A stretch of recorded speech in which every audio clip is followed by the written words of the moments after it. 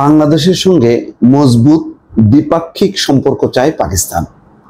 এমন একটা সময় এই ঘোষণাটা এটি হচ্ছে পাকিস্তানের প্রতিরক্ষা মন্ত্রী খাজা মোহাম্মদ আসিফের। এই সময় সম্পর্কটা আসলে খুব কঠিন অবস্থা, যখন কি যেটা হয় আর কি, একটা বলয়ে যখন কি পরস্পরের দেশগুলো মানে যুদ্ধ পরিস্থিতির মধ্যে জড়ায় যায়, তখন কার সাথে কার সম্পর্ক থাকবে, কার পাল্লা ভারী হবে, এটা খুব গুরুত্বপূর্ণ। তো নিঃসন্দেহে আজকে 27 তারিখ এবং 28 তারিখ এই 2 দিন ব্যাপী বাংলাদেশ সফরের কথা ছিল পাকিস্তানের পররাষ্ট্রমন্ত্রীর। তার আগে ঘুরে গেছেন পররাষ্ট্র সচিব আমনা বালুচ, এবং সেখানে বেশ কিছু বিষয় অগ্রগতি হয়েছে এবং সেটা ফাইনাল করার কথা ছিল আজকে। পাকিস্তানের পররাষ্ট্রমন্ত্রী যদি বাংলাদেশে আসতেন তাহলে তার মধ্যে দিয়ে, কিন্তু হঠাৎ করেই ভারত এবং পাকিস্তানের মধ্যে একটা উত্তেজনা তৈরি হলো কাশ্মীরের পেহেলগামে যেই হামলার ঘটনা তার প্রেক্ষিতে। তারপর তো 3 দিন ধরে আজকে গুলি বিনিময় চলছে, পাল্টাপাল্টি পদক্ষেপ।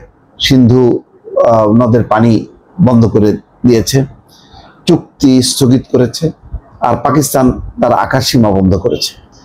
ফলে এখন চরম উত্তেজনার মধ্যে আজকেই পাকিস্তানের প্রতিরক্ষা মন্ত্রী পাকিস্তানে বাংলাদেশের 54তম জাতীয় এবং স্বাধীনতা দিবস উপলক্ষে আয়োজিত এক সম্বর্ধনা অনুষ্ঠানে এই কথা বলেন। এটা পাকিস্তানে অনুষ্ঠিত হয়েছে। জিও নিউজ এই খবর দিয়েছে। এতে বলা হয়, প্রধান অতিথির বক্তব্যে বাংলাদেশ এবং পাকিস্তানের জনগণের মধ্যকার আন্তরিক সম্পর্কের কথা তুলে ধরেন পাকিস্তানের প্রতিরক্ষা মন্ত্রী। উক্ত অনুষ্ঠানে বাংলাদেশের হাই কমিশনার মোহাম্মদ ইকবাল হোসেন খান এবং তার স্ত্রী রওশন নাহিদ উপস্থিত ছিলেন। আসিফ বলেন, ইসলামাবাদ এবং ঢাকা উভয়ই অর্থনৈতিক, রাজনৈতিক এবং সাংস্কৃতিক সহযোগিতা আরও এগিয়ে নিতে সক্রিয়ভাবে কাজ করছে। তিনি বলেন, আমরা বাংলাদেশের সঙ্গে আমাদের সম্পর্ককে গুরুত্বের সঙ্গে মূল্যায়ন করি এবং বিভিন্ন খাতে অংশীদারত্ব আরও গভীর করতে আগ্রহী। তিনি বাংলাদেশের সরকার এবং জনগণকে স্বাধীনতা এবং জাতীয় দিবসের শুভেচ্ছা জানান। যাক, এখন পাকিস্তানের ফেডারেল মন্ত্রী অধ্যাপক আহসান ইকবাল চৌধুরী অনেকেই সেখানে অংশ নেন। এখন প্রসঙ্গটা হলো এই যে, যখন পাকিস্তান এবং ভারতের মধ্যে বিরোধ হয়েছে তখন বাংলাদেশের অবস্থানটা কি? বাংলাদেশের অবস্থান আজকে পররাষ্ট্র উপদেষ্টা বলেছেন যে ভারত এবং পাকিস্তানের মধ্যে কোনো সংঘাত তারা দেখতে চায় না, বাংলাদেশ চায় না, চায় যে আলোচনার মাধ্যমে সংকট নিরসনের জন্য। এই অবস্থায় বাংলাদেশের প্রতিটা পদক্ষেপ এই মুহূর্তে খুব গুরুত্বপূর্ণ। বাংলাদেশ একটা ভারসাম্যপূর্ণ সম্পর্ক বজায় রাখতে চায়।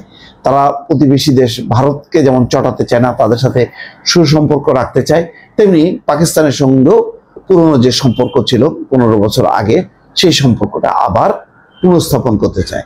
তো এই পাকিস্তানের সাথে পুনঃস্থাপন করা, এটা ভারত চোখে দেখছে না, কিন্তু বাংলাদেশ তার অবস্থান থেকে নড়বে না। বাংলাদেশ বলছে যে না, প্রতিবেশী সকল দেশ, কে কাছে আছে কে দূরে আছে বড় কথা না, সবার সাথে বন্ধুত্ব এবং মর্যাদাপূর্ণ সম্পর্ক রাখবে। ফলে এই মুহূর্তে পাকিস্তান চাইবে তার পক্ষে বন্ধু সংখ্যা বাড়াতে, আর বাংলাদেশ চাইবে যে সেটাকে মাথায় রেখে একটা ভারসাম্যপূর্ণ অবস্থান, যাতে ভারত মনে না করে যে এই সংকটে বাংলাদেশ পাকিস্তানের পক্ষে অবস্থান নিয়েছে। ফলে বাংলাদেশের এখনকার অবস্থাটা এই পর্যায়ে, যখন কি যুদ্ধ পরিস্থিতি দুই দেশের মধ্যে, খুবই হিসেব করে কথাগুলো অত্যন্ত সুচিন্তিতভাবে তাদেরকে থ্রো করতে হবে, যাতে ভারসাম্যের যেই কূটনৈতিক সম্পর্ক সেটা যাতে নষ্ট না হয়। দর্শক ভালো থাকবেন, আল্লাহ হাফেজ।